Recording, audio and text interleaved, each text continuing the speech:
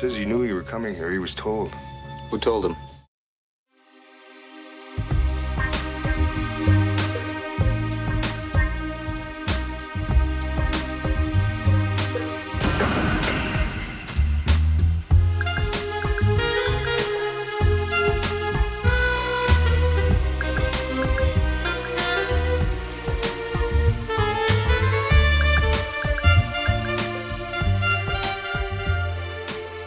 Hello, welcome to Cynic Critique, where we get real with cult films. I'm your host Brian, and I'm here with my brother and co-host, my bro-host, Thomas. Hello. This week we continue to shine our spotlight on Val Kilmer. We started in 2000 last week, so this week we're rolling back to the 90s to discuss two of his hits, 1992's Thunderheart and 1996's The Ghost and the Darkness. Do you want to start us off? Yeah, so 1992's Thunderheart. Whoever killed Leo walks heel-toe. This guy was a big son of a buck. I'd say he goes 210, 250. You gonna tell me how much change he had in his pocket? 63 cents. Directed by Michael Apted, written by John Fusco.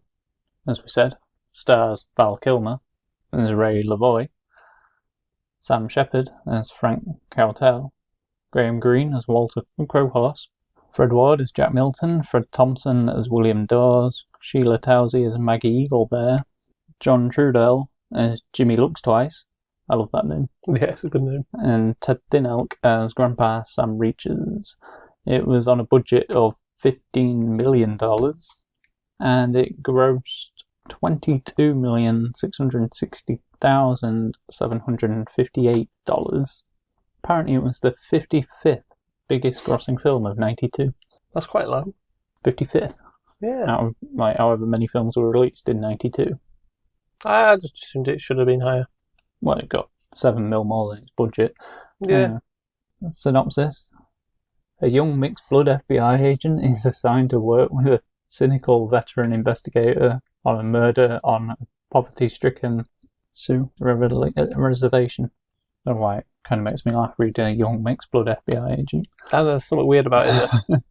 It's because he's part Native American. Yeah. Just so listeners know what the hell I'm on about. I think the same tribe is the one they're investigating as well, isn't it? Yeah, it is. Do you want to start with your thoughts? Sure. I remember watching this years ago. I kind of forgotten most of it, but I had remembered Val Kilmer's character within this film. I always quite liked him, the character he played in it, and so that always kind of stuck with me. And the film itself kind of, like I said, I remembered it, but I didn't truly remember exactly the plot.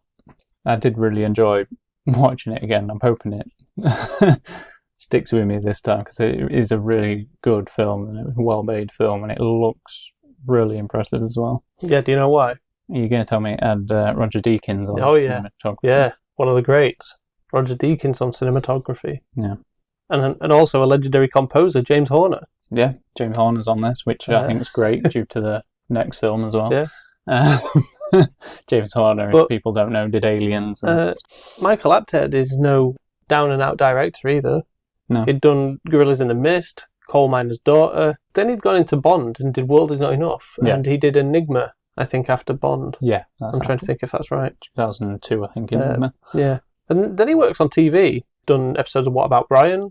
Rome. Yeah. Masters of Sex. And one of my favourite TV shows ever, Ray Donovan. Yeah. And the writer's got a pretty good streak as well with Young Guns 1 and 2. Yeah.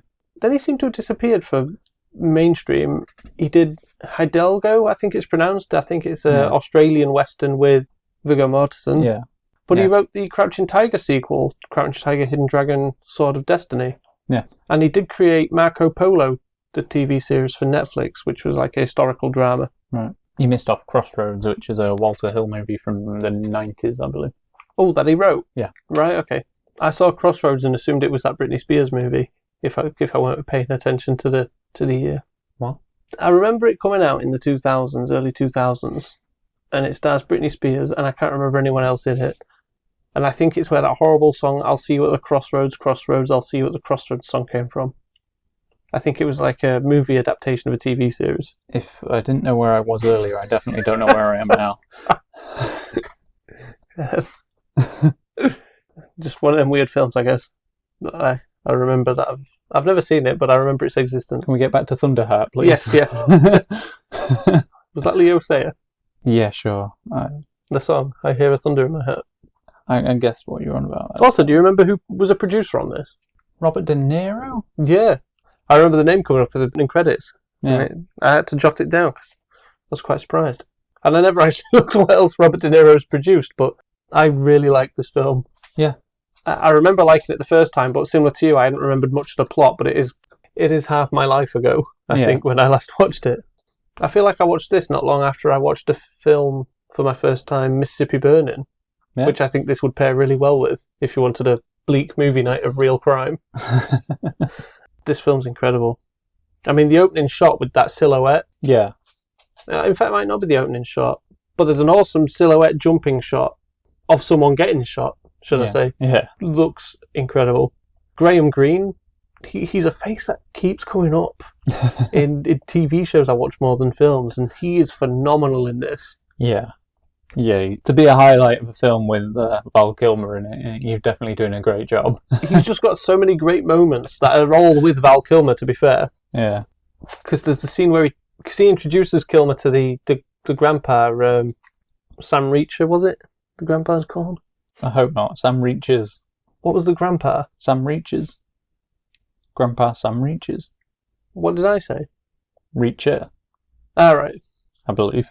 There was no S. Okay. That's a really good...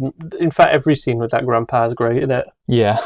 Like, it's got a good sense of humour, this, and you said, I think, already about Kilmer's character being memorable for you. Yeah.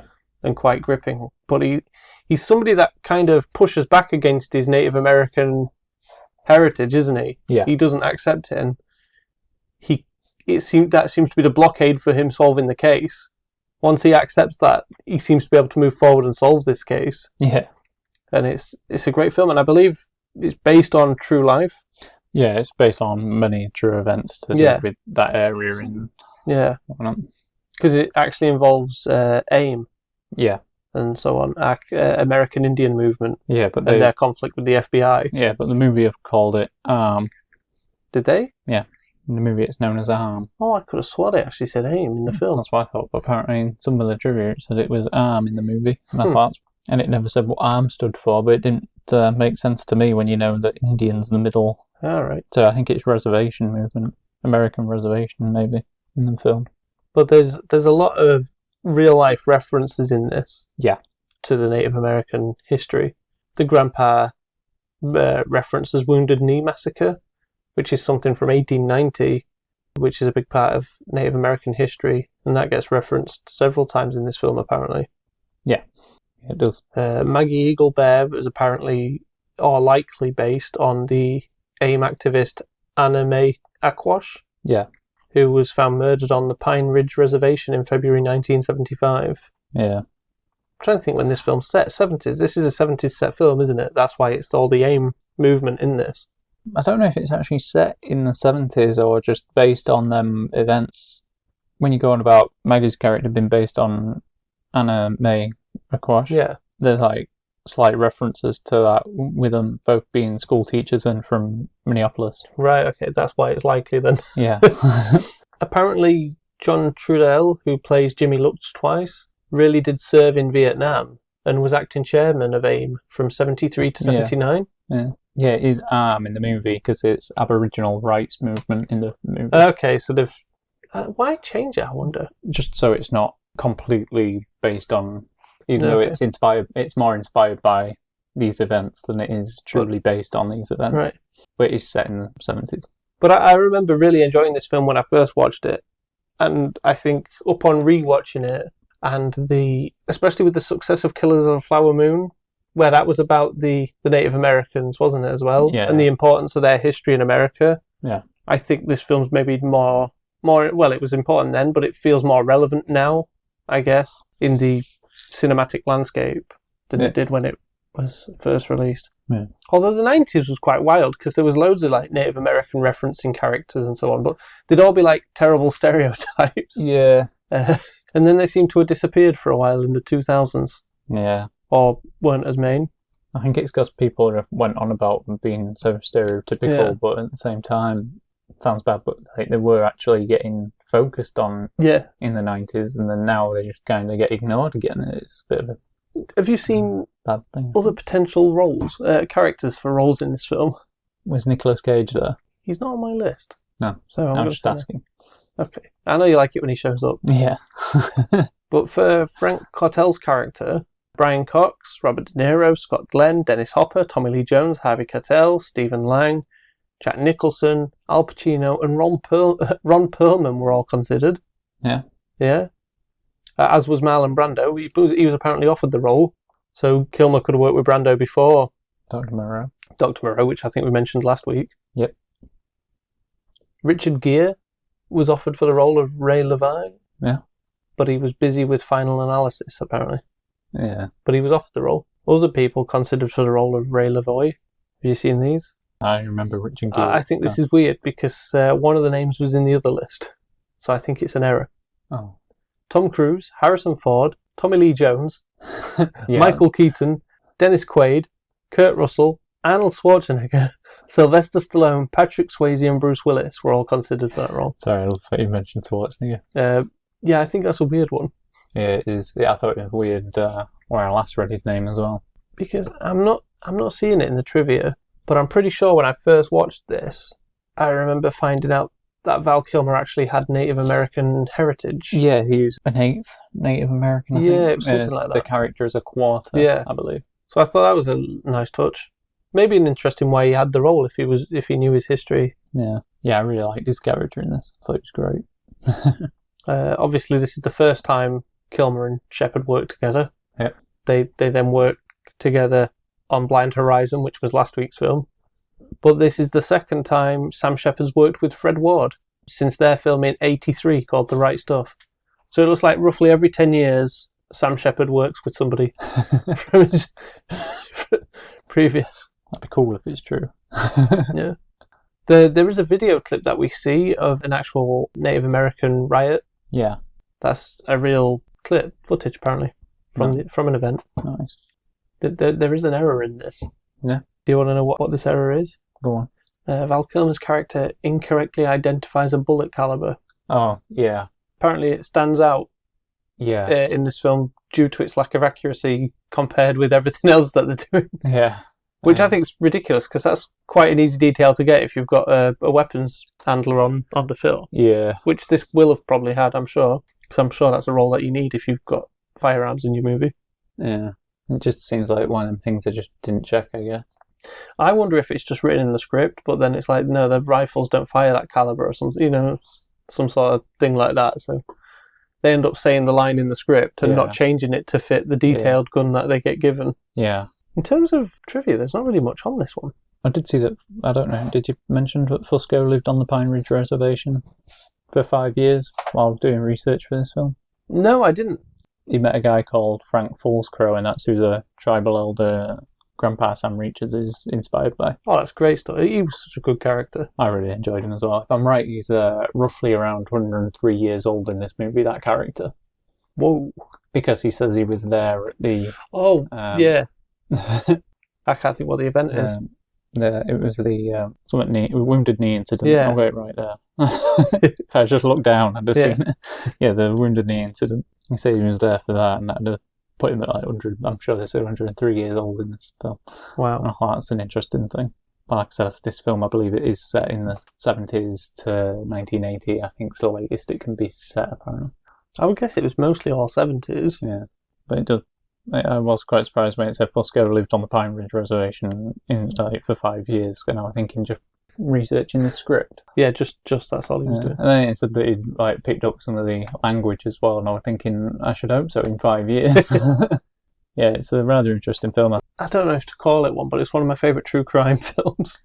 Like I said, it says it's inspired by, but it takes so much from them real life events that to me it's kind of is a true crime sort of film. It gets credited as true crime as well. I see it as like a Native American equivalent to Mississippi Burning. Yeah. There's a good overlap, and I don't mean in just the theme, but the actual cinematic styling. They're very, very similar. Yeah. And they're both like FBI procedurals. I guess, as well.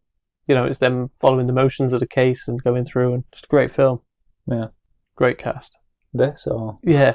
you just really loved Graham Greene. I did. He was great. Every time he came on screen, you were pretty much noting something down, which essentially said Graham Greene's amazing. Yeah, all that just got condensed, sadly, into Graham Greene is incredible in this with some great lines. But I did leave my one of my later notes that was just like, Graham Greene is bloody awesome in this. Because that seemed to be a lot of what I was noting. But there's really some great bits in this. There's the part where Val Kilmer loses his Ray-Bans. I won't say how. I'll just leave it sounding like that.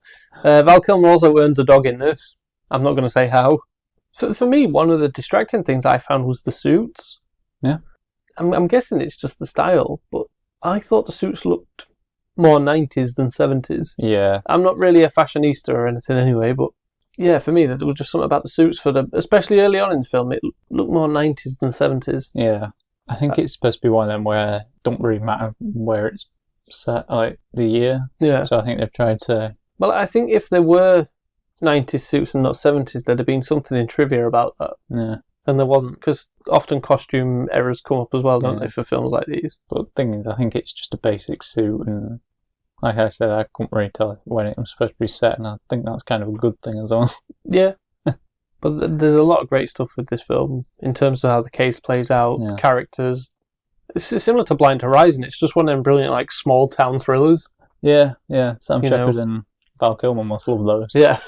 Let's travel out of the usual. And I'm going to have to find that film where Sam Shepard plays Butch Cassidy now as well from 2011. Is there any more you want to say on this? Other than the fact it's just another example of a great 90s film. It is that, though, and it is a great true crime, even just thriller film. It is a great look, even just down to its look as well. Roger Deakins. Yeah, so you keep saying. Well, I think he's British. Maybe. But yeah, it's a great looking film, and performances are really good. Writing's solid as well. And I'd highly recommend it. Like I said, I watched it years ago, and I remember most of it was just mainly the plot that I couldn't really seem to remember. So watching it again, I did get the excitement of like where things were going. But I remembered like a lot of the visuals and Kilmer's character and everything. Yeah, same. I'd remembered that, but I'd somehow in my head mixed this up with the film that we're covering next. Yeah. So do you want to get into that now? Or? We can do, unless you've got more to say on this. No, I've pretty much just said my thoughts. Okay. I mean, the only reason I've mixed them up is because I've only ever watched them at a similar time, I think. Yeah.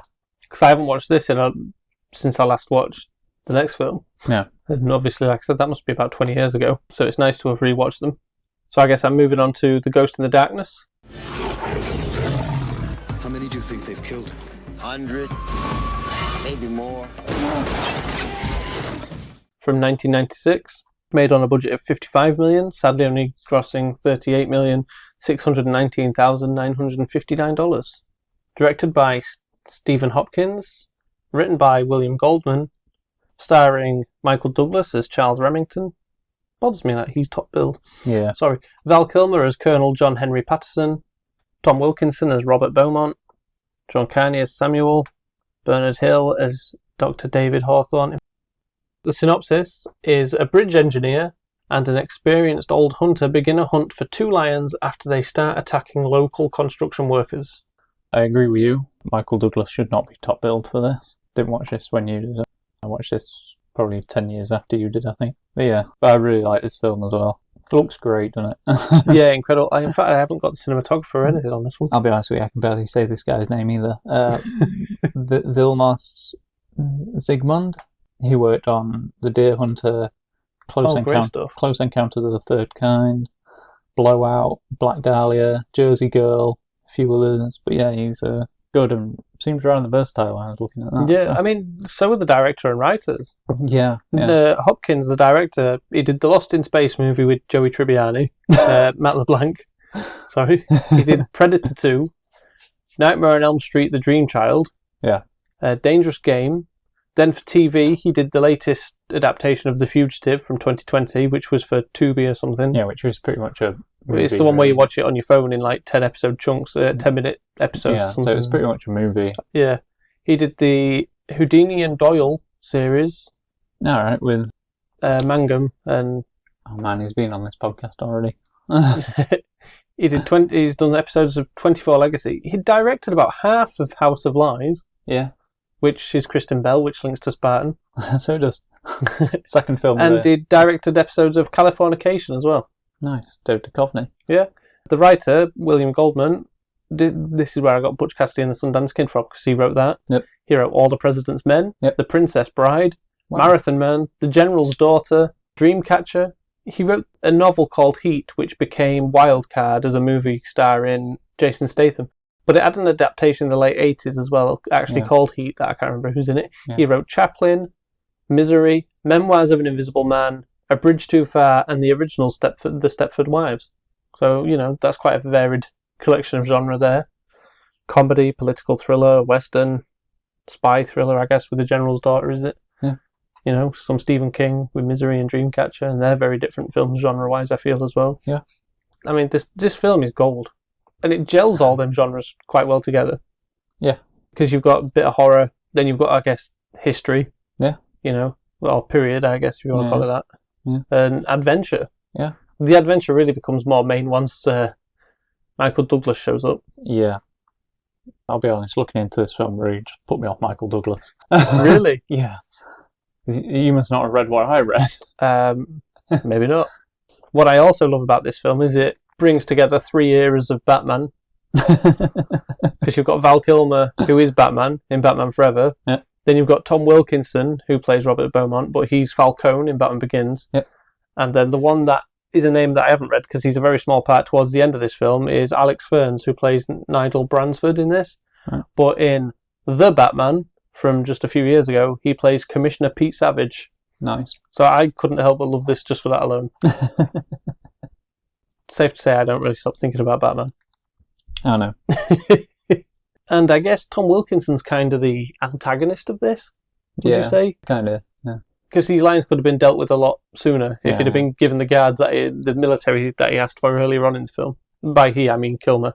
But he actually says to Kilmer's character, Colonel Patterson, he says, I don't care about you, I don't care about the 30 dead, I care about my knighthood. Yeah. That says everything you need to know. He's like, build that bridge, I want to get knighted. Yeah. I think that's not long after Patterson's been in Africa trying to build this bridge.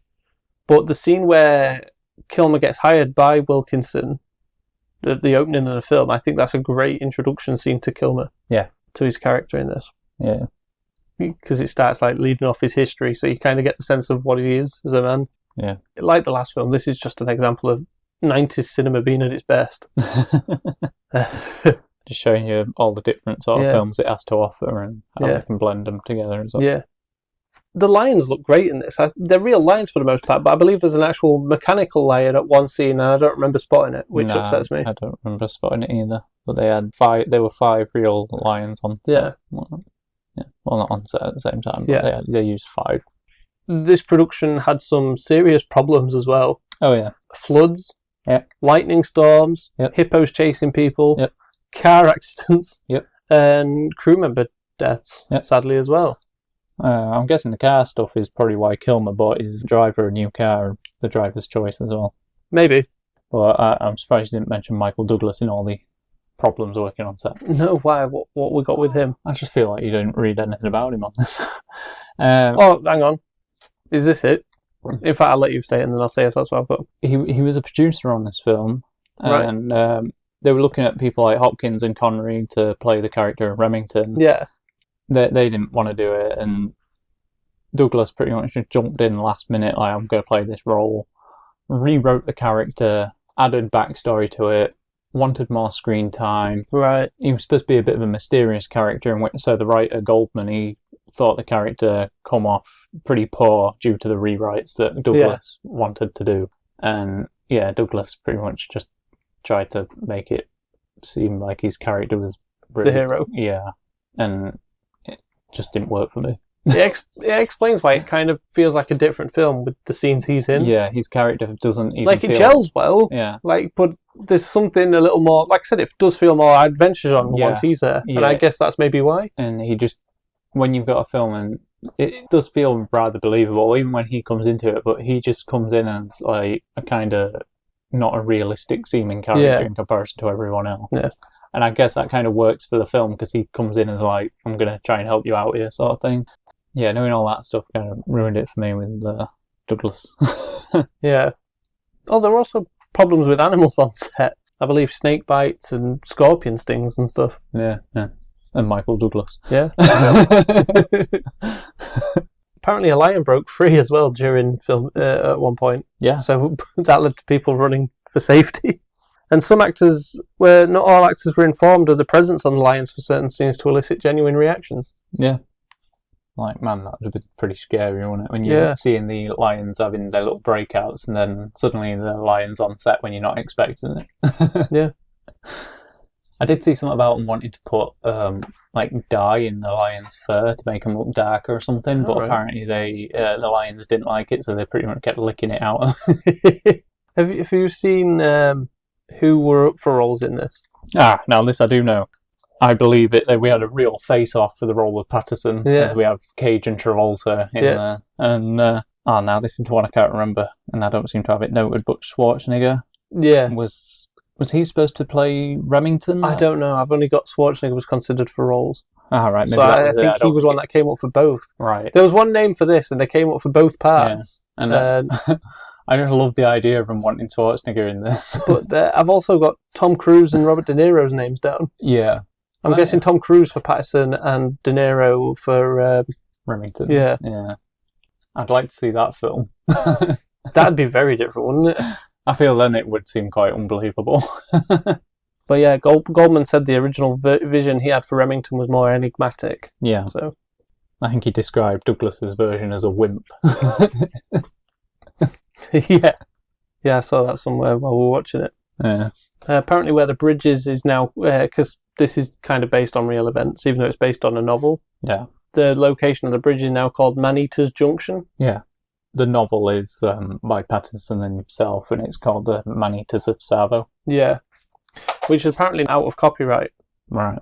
It's quite easy to get. Yeah, I remember you saying, actually, because you were quite surprised no one's tried just remaking this or just doing another adaptation.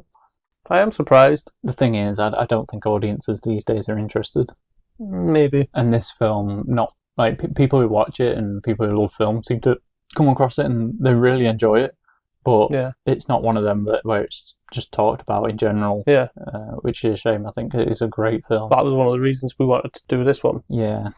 Like, we could do many other films, really. Because Spartan gets brought up by film fans, but general audiences don't seem to know Spartan. No. I really like this. Jerry Goldsmith did great music on this as well. He did Alien. That's why I thought it was funny why we paired these films together. Because it was Horner on the last one. Yeah. But I think both these films are really great pieces of 90s cinema. Yeah. And different, yet both reflecting a time of history, which I think is pretty cool. Yeah. Apparently the real lions, but I believe the real lions from this moment that the events are based on, can be found in the museum in Chicago, a field museum in Chicago, where they're on display. I do believe they're on display, but I'm not sure where. Yeah, Chicago. Right. I saw that. But I'm not sure if it's the real lions or the lions from this film. Yeah. But I believe it was the real lions. It could be the real lions, because Patterson himself did he make a rug out of one of them or something? It wouldn't surprise me. It was quite common, wasn't it, to do that sort of things with And he sold it for like $5,000, I think it was, to a museum. Something like that, I believe. A lot of interesting stuff on this film, I know that. I think it's a great watch. Yeah, definitely. This, like I said, I watched it later in life than you did, but it's very memorable. Yeah, I was looking forward to watching this one again. Yeah, it does blend the genres, like you said. I could never remember its name. I was like, what about that Val Kilmer movie where he hunts lions and he's a bridge engineer? Yeah, that is another problem with this film. I think The Ghost in the Darkness, cool title, doesn't really help. Doesn't help. It gets explained in the film. Yeah, no matter how many times they say it in the film, either it doesn't help you remember what it is, because when they say it in the film, you're just thinking that's the title of the film. But after you watch the film, it's such I think, an obscure title for what it is. It could have been called A Bridge Too Far. Which the writer did. Yeah. But I think they should have just gone with the Man-Eaters of Tsavo. I really don't know why it's not called that. I do know that the writer Goldman, when he pitched this, he pitched it as Jaws meets Lawrence of Arabia. Okay, and I can kind of understand that. And they commissioned it in 1990, so it took about 6 years to get made. Sounds about right. Yeah. No, it's rare a film gets fast-tracked into production, especially good films. Yeah, well, again, it's a film where I think general audiences, even back then, it's not something do you think anyone's interested in a guy who's going to go kill some lions, which, to be fair, I am interested in that. I remember watching a film, is it like a 60s film maybe, about a lion that goes on the loose in the city.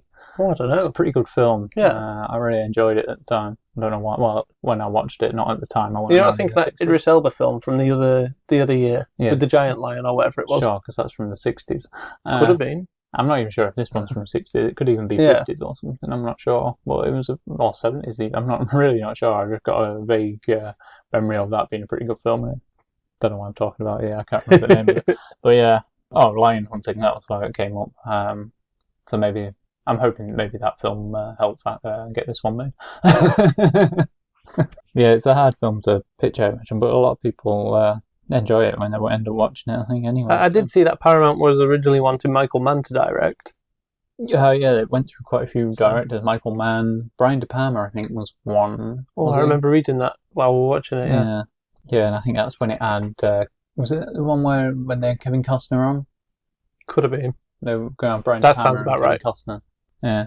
I know Val Kilmer read the script for this and was very interested due to the African stuff, because he apparently likes Africa and visits frequently. Yeah. Which that jogged my memory of remembering that he was actually in a bat cave at the time they called him to give him the part of Batman. Yeah, that was apparently when he was researching for this. Yeah. He, for whatever reason, decided to venture into a bat cave. And why not? Then got told he was going to be Batman. Yeah. And I think that is a great story. There's someone I consider as the best I think we forgot to mention Emily Mortimer in the cast. She plays his wife. Yeah, you did. Very small part. I was looking at my cast listing and you got to like where I would have her and you were just like, and it's irrelevant from here. But yeah, she don't really do much in this, but... It's her cinematic debut, though. Yeah. It's worth mentioning then. But... And apparently the deleted scenes that they have for this can actually be found in a making-of documentary for the film. So that's probably worth tracking down and watching. Yeah. Yeah, probably. This is a film I wish I owned, to be honest. I am always surprised you don't, but when it comes to like Val Kilmer movies, I am quite surprised we don't own as many as we'd like. Yeah. Preferably all of them. And they're just never ones I really see when I'm in stores and stuff. It's like I said, he seems to be a very underrated actor, and the same films just get brought up for him every time, and it'll be like Batman Forever and The Doors and even Heat and Tombstone. Yeah, they're like and Kiss Kiss Bang Bang more often than not now is getting a lot of recognition before he died as well. Yeah, due to the popularity of Robert Downey Jr. I think so. Yeah, people are back and watching his films and then going like, "Hey, look, Val Kilmer's in this and he's great." But I think it was Roger Ebert said that Val Kilmer's probably the most underrated leading man. I think so. I think that's what you'd said. I haven't been able to find the thing since I even read that, so I'll have to look into that. It was the Stan Winston studio that created the animatronic lions for this as well. Apparently they scaled them 10% larger for a mythological appearance. I believe there's only one scene where they're used, and I didn't spot it. Yeah. Maybe I'd have to go through it again. Yeah, it's probably really obvious when you watch it again. Yeah. You're just thinking, there it is. Stan Winston Studios are the people that did, if I'm correct, Terminator and Alien, or Aliens. Am I right? Don't believe they're on... They definitely did Terminator. Yeah. And they've done something else we've discussed. Quite a few other stuff, but I don't believe it's Aliens. But they definitely did the Terminator movie anyway. Yeah. Which is why I thought Aliens. No. They might have redone some stuff for Aliens, I'm not sure. I know who would know. The 5 real lions used, they had names. Bongo, Caesar, Walton, Roman, and Sedan. Sedan later appeared in Samson and Delilah in 1996. And Bongo and Caesar also starred in George of the Jungle in 1997. Nice. Apparently the real lions, I don't know, well I guess they'd know because they're in Chicago, the real lions didn't have manes. No. That these lions are supposed to be. So I'm guessing they made manes for them? Yeah. I also wonder just how much, because obviously he's wrote the story himself, hasn't he, Patterson? Yeah. You said he's the bloke that wrote the book. Yeah. So it makes you wonder just how much did he embellish? Well, if I'm right, I don't even believe Remington's a real character, like person. Yeah, I'm sure he was just brought in for the film. All right. That character, and I think that's a bit weird. Yeah, that is weird. They could have just cut it out completely then. Yeah. I guess they were like, why is a bridge engineer so good at hunting lions? Maybe. I think they just wanted someone. They do set it up, though, in the film that he's pretty good, because they say that he hunts as like a hobby and that he's had to hunt when he was in India. Yeah. Because he mentioned that he killed a tiger there or something, didn't he? I believe so. I really want to read that book. I'm going to have to find it. Do you have anything else to add on these films? Other than they are like the great films, They're incredible films. I can't really pick a favourite, but for some reason I kind of lean to Thunderheart if I was going to pick one. Oh, see, I would lean towards this one. Well, if I was to pick one. I watched Thunderheart first, and I think it kind of it was one I actually thought of to do for this Val Kilmer stuff. So I remember just randomly thinking of it and going like, "Hang on a minute, we haven't got that listed down. We have to do that." So it's definitely one that really stuck with me. And Ghost and Darkness is just a great film on its own as well. And 90s. And historic. Yeah. There's an element of truth in both the films. Yeah. Which I think is a nice makes them a nice pairing. Yeah. For everything we've said. I can't think of any more to say. All right, so do your thing. All right. I don't know what next week's films are. I forgot. So this will be a nice surprise for me as well. That's the end of the show. Thank you for joining us this week. And if you haven't already, click like and subscribe. A glowing review would also be appreciated. We are Cynic_Critique on X and Instagram, and Cynic-Critique on Blue Sky. Links to those and more can be found in the show's description. And remember to join us next week for the third week of Kilmer's Spotlight as we discuss 2002's The Salton Sea and 2003's Wonderland. I remember now. Yeah, there's the surprise. Yeah, great films. You're in for a treat, people. Goodbye. Goodbye. Thank you.